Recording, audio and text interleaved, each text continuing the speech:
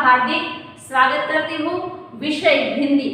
और आज हमें हिंदी में एक व्याकरण का टॉपिक जिसका नाम है काल परिचय के बारे में पढ़ना है। तो आपको पता है काल का अर्थ क्या होता है? तो काल का अर्थ होता है समय। गुजराती में भी हम बोलते हैं काल, जिसका मतलब होता है अगले दिन, लेकिन हिंदी में काल का अर्थ होता है समय। और यहाँ पे हमें समय के बारे में, आपको पता है ना, समय किसी की राह नहीं देखता, वे आगे ही आगे चलता जाता है, हमें भी उसके साथ चलना है। और आज हम यह काल के परिचय के बारे में ध्यान से पढ़ेंगे। देखना, यहाँ पे मैंने लिखे हैं काल परिचय। तो सबसे पहले अगर हम जिसके भी बारे में पढ़ रहे होते हैं उसके बारे में पूरी तरह से हमें जानकारी होनी आवश्यक है। तो इसीलिए सबसे पहले हम इसका अर्थ देखते हैं। तो काल किसे कहते हैं, किस तरह विभाजित है, कितने काल के भेद है और किस तरह से आपको परीक्षा में प्रश्न पूछे जाएंगे, ये सब के बारे में आज मैं आपको बताने वाली हूँ। तो छात्र, यहाँ पे मैंने इसका अर्थ लिखा है, क्या है कि क्रिया के उस रूप को, क्रिया यानी कि जो हम क्रिया करते हैं, क्रिया के उस रूप को काल कहते हैं। कौन सा रूप है? जिससे उसके करने या होने के समय तथा पूर्णता एवं अपूर्णता का ज्ञान होता है। क्रिया के उस रूप को हम काल कहते हैं जिसके कारण हमें पता चलता है कि कब क्रिया पूर्ण होती है या कब अपूर्ण होती है, जिसके बारे में हमें जानकारी मिलती है या हमें ज्ञान प्राप्त होता है, उसे हम काल कहते हैं। फिर से देख लेना, काल हम उसे कहते हैं जिससे उसके करने या होने के समय, अगर क्रिया होती है या हमें कोई क्रिया करनी है एवं क्रिया पूर्ण हो चुकी है या क्रिया है वे अपूर्ण है, ये सारी बातें का हमें जो ज्ञान होता है उसे हम काल कहते हैं। तो अब काल का अर्थ जान लेने के बाद हमें देखने हैं काल के भेद। काल के मुख्य छात्रगण 3 भेद है। मुख्य भेद कितने हैं? 3। यहाँ पे मैंने लिखा है, आपको आता ही है, वर्तमान काल, भूतकाल एवं भविष्य काल।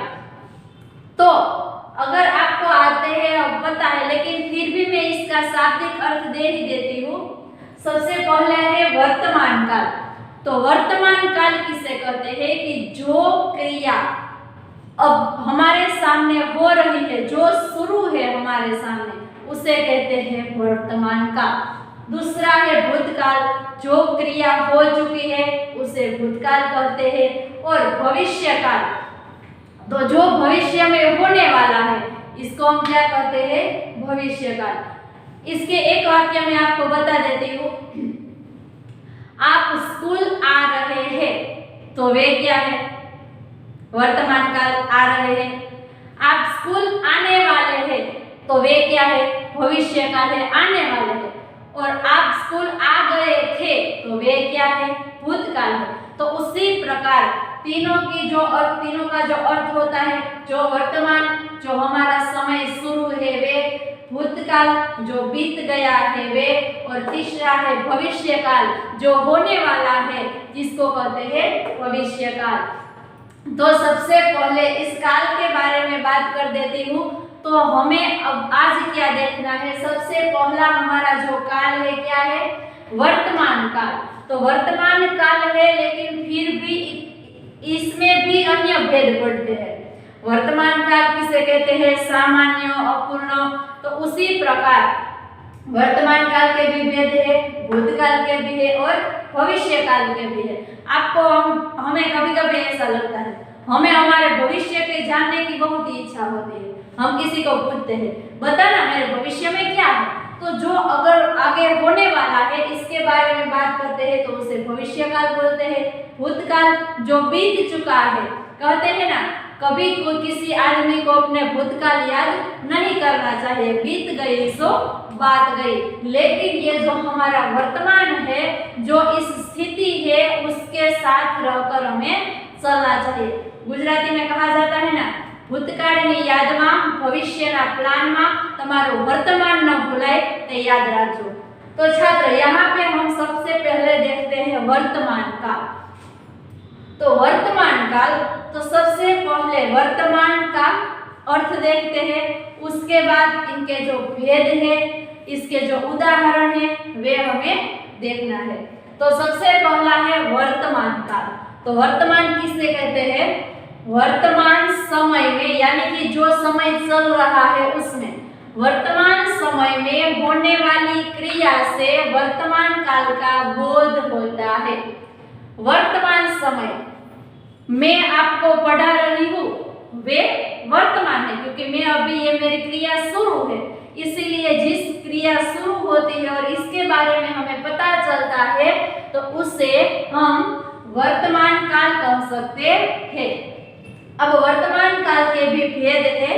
इसमें सबसे पहला है सामान्य वर्तमान काल। इंग्लिश में भी आपने बाल काल के बारे में जानकारी मिली है, आपको पता है किस प्रकार आता है, और आज हमें हिंदी में भी पढ़ना है।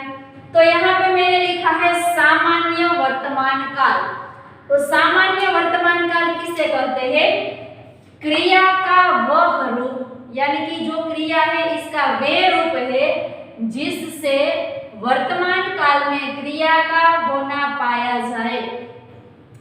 क्रिया का वह रूप है जिससे हमें पता चलता है कि ये क्रिया अभी हो रही है, इसके बारे में हमें बोध मिलता है, जिसको कहते हैं सामान्य वर्तमान काल। तो मैंने यहाँ पे दो उदाहरण दिए गए हैं, आप देखना। वह लड़का पढ़ता है, तो ये क्रिया शुरू है।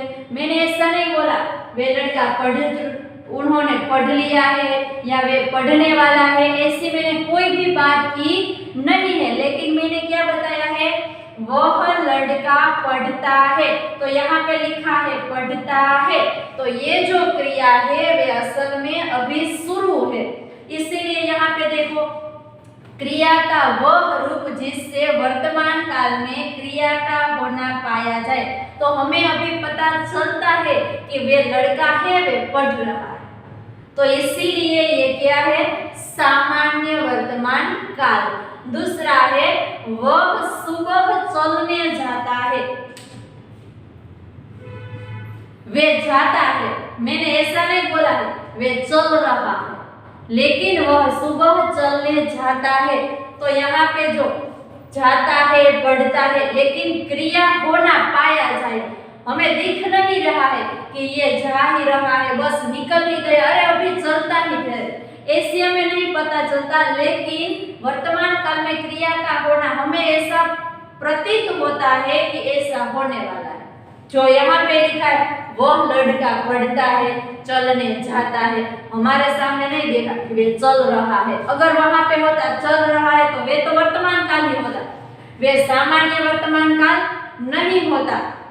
तो उसी प्रकार जो क्रिया है हमारे सामने होने वाली है, जिसका बोध वर्तमान के क्रिया का होना हमें पाया जाता है, हमें ज्ञान होता है उसके बारे में, तो उसे हम सामान्य वर्तमान काल कहते हैं। तो यहाँ पे वर्तमान काल का जो पहला भेद है सामान्य वर्तमान काल, तो इसका यहाँ पे दो उदाहरण दिए और ये इसकी व्याख्या है, जिसके कारण आपको पता चलता है कि जो क्रिया है वर्तमान काल में क्रिया का होना हमें पाया जाए, हमें ज्ञान प्राप्त होता है, उसे क्या कहते हैं? सामान्य वर्तमान काल कहते हैं। तो छात्र यहाँ पे वर्तमान काल का भेद, दूसरा भेद है, वे है अपूर्ण वर्तमान काल। अपूर्ण वर्तमान क्या होता है? अपूर्ण क्या मतलब क्या होता है? अधूरा हुआ, जो पूरी तरह से पूर्ण नहीं है उसे क्या कहते हैं? अपूर्ण। लेकिन यहाँ पे लिखा है अपूर्ण वर्तमान काल, तो जिसे क्या कहते हैं? इसका अर्थ कुछ इस तरह से बताया गया है कि क्रिया के जिस रूप से वर्तमान काल में क्रिया का वे रूप जिसमें इस रूप से क्रिया का क्या होता है? वर्तमान काल में क्रिया की अपूर्णता का बोध होता है। जो क्रिया होती है वे पूरी तरह से पूर्ण नहीं होती है, लेकिन वे अधूरी है, अपूर्ण है। तो जिसके बारे में हमें पता चलता है उसे कहते हैं अपूर्ण वर्तमान काल। सबसे पहला पॉइंट हमने देखा था सामान्य वर्तमान काल, उसके बाद का है अपूर्ण वर्तमान काल। तो यहाँ पे मैंने उदाहरण दिए गए हैं, तो देखना, माँ खाना पका रही है। अब देखे छात्र, यहाँ पे मैंने लिखा है माँ खाना पका रही है। मैंने ऐसा नहीं लिखा है कि माँ ने खाना बना लिया है, माँ खाना खा चुकी है, लेकिन वे क्रिया क्या होती है, खाना पकाने की, लेकिन वे अपूर्ण है। अभी तक जो क्रिया चल रही है वे क्रिया पूर्ण नहीं हुई है, इसीलिए वे जो वाक्य दिया गया है वे अपूर्ण वर्तमान काल का है। दूसरा यहाँ है बालक पढ़ रहा है। बालक क्या कर रहा है, पढ़ रहा है, वे क्रिया भी अधूरी है, वे भी पूर्ण नहीं हुई है। उसके बाद तीसरा है दिशा चित्र बना रही है।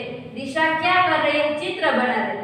दिशा ने चित्र बना लिया है, चित्र बना रही थी, या वे चित्र बनाने वाली है, ऐसा एक भी वाक्य नहीं लिखा है। ले तो फिर से यहाँ पे देख लेना कि वर्तमान काल में, जो वर्तमान काल है उसमें क्रिया की अपूर्णता का बोध होता है। तो इस वाक्य से पढ़ने से हमें पता चलता है कि यह जो वाक्य है इसमें क्रिया है वे आधी अधूरी है। तो यहाँ पे तीनों उदाहरण है, खाना पका रही है, बालक पढ़ रहा है और चित्र बना रहे हैं। तो ये जो तीनों की तीनों जो क्रिया है वे अधूरी है, जिसके बाद हमें पता चलता है कि जो वाक्य में क्रिया है वे अपूर्ण होती है, अपूर्ण होने का हमें बोध कराती है। तो वे जो काल होता है वे अपूर्ण वर्तमान काल बनता है। अब काल का दूसरा भेद यानी कि भूतकाल, जो क्रिया हो चुकी है यानी कि जो समय बीत गया है उसे कहते हैं भूतकाल। तो भूतकाल के भी तीन भेद दिए गए हैं। तो यहाँ पे सबसे पहले हम देखते हैं सामान्य भूतकाल। तो सबसे पहले भूतकाल पढ़ने से पहले उसका अर्थ हमें पता होना चाहिए। तो यहाँ पे मैंने लिखा है कि बीते समय में घटित क्रिया से भूतकाल का बोध होता है। जो क्रिया हो चुकी है, जो समय गुजर गया है, जो समय बीत गया है, जिसके बारे में हमें अगर पता चलता है तो उसे हम क्या कहते हैं, भूतकाल कहते हैं। तो भूतकाल के तीन भेद है। तो सबसे पहला है सामान्य भूतकाल।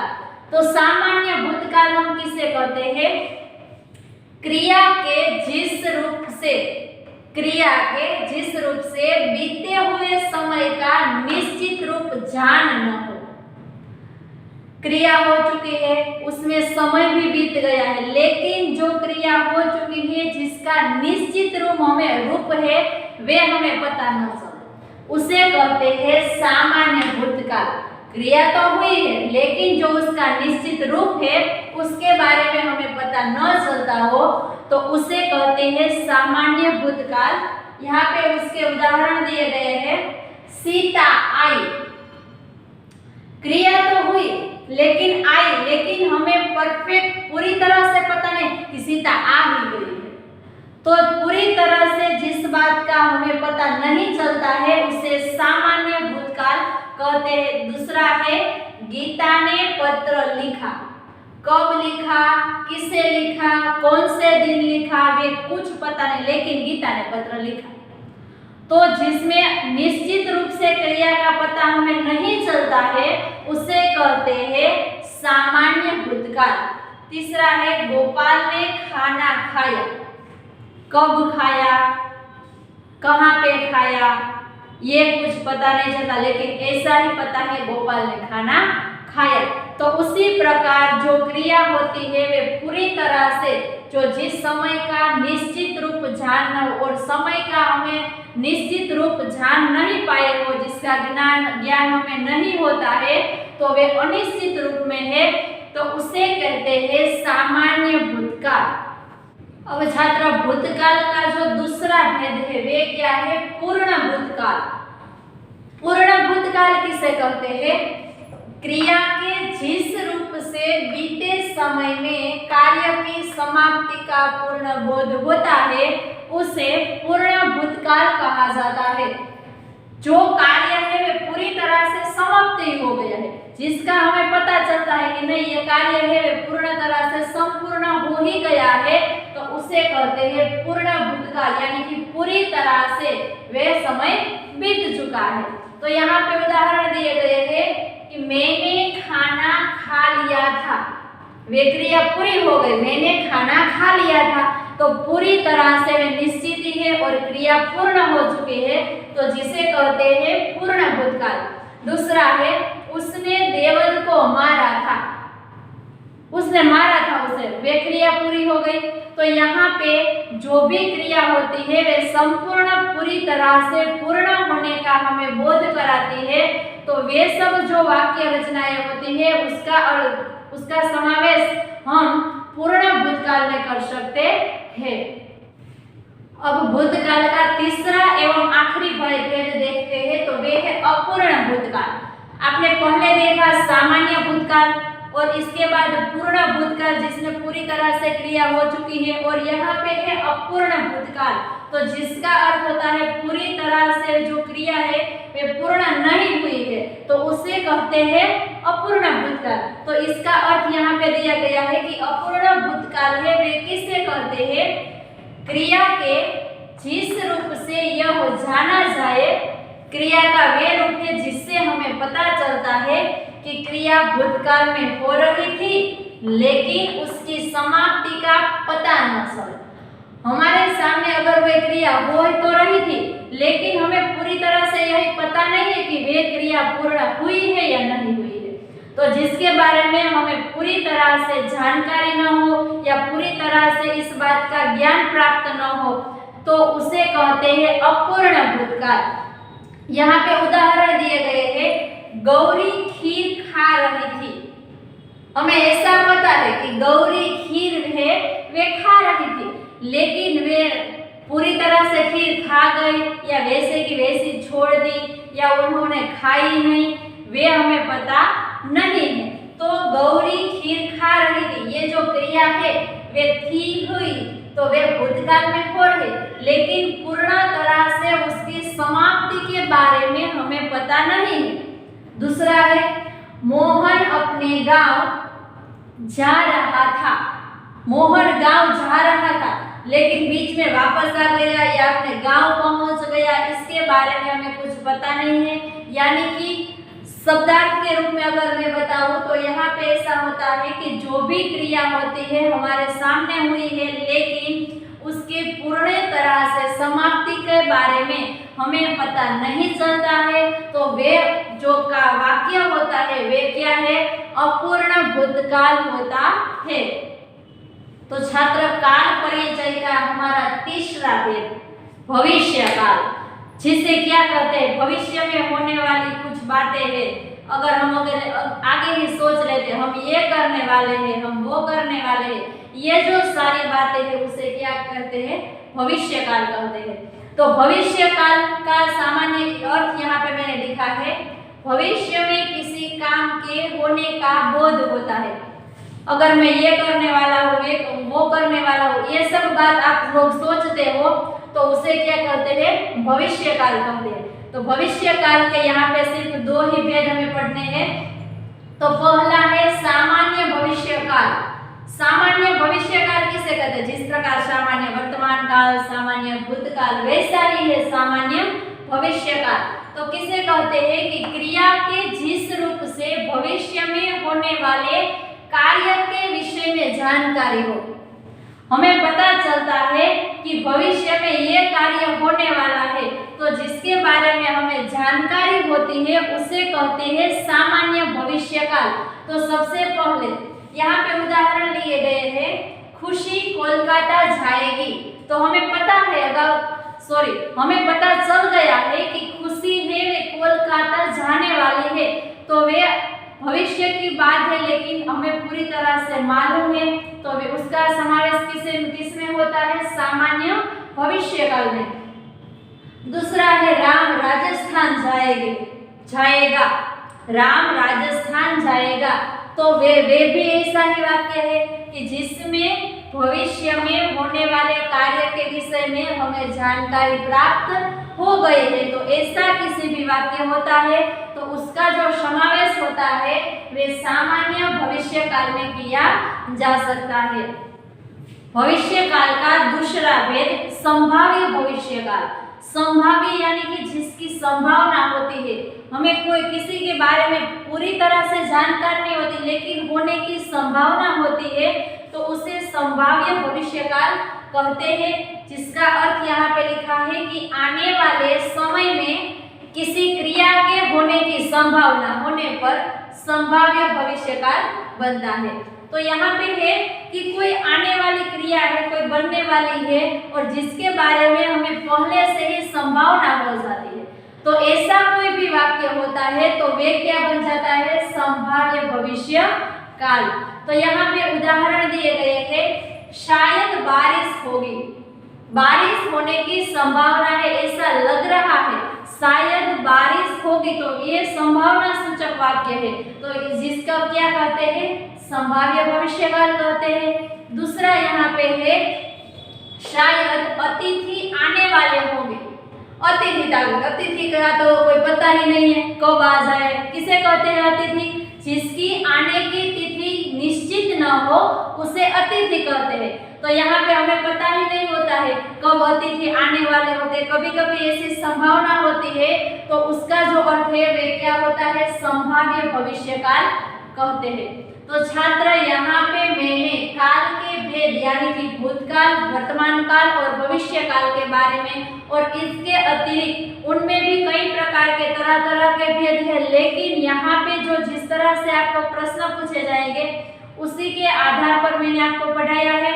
यहाँ पे काल का जो अर्थ है, जो परिचय है, यहाँ पे पूर्ण होता है और जो क्रिया, सबसे फिर से मैं आपको दोहरा देती हूँ, वर्तमान काल यानी कि जो समय हमारा शुरू है, भूतकाल जो बीत चुका है और भविष्य काल जो होने वाला है। इसी प्रकार इस तीनों काल के भेद के बारे में हमने अर्थ, उसकी परिभाषा, उसके उदाहरण, उसके आदि भेद, इसके बारे में आज हम लोगों ने जो चर्चा की है, तो कहते हैं ना कि हमें भी समय के साथ चलना चाहिए। एक बात है ना, कल करे सो आज कर, आज करे सो अब, पल में प्रलय होएगी बहुरी करेगा कब। तो उसी के मुताबिक हमें समय का ध्यान रखना चाहिए और समय के साथ चलना चाहिए। तो छात्र, आज का आपका जो होमवर्क है, ये काल परिचय के जितने भी भेद है, जिसका अर्थ, उदाहरण, ये सब आपको एक बार लिखना है।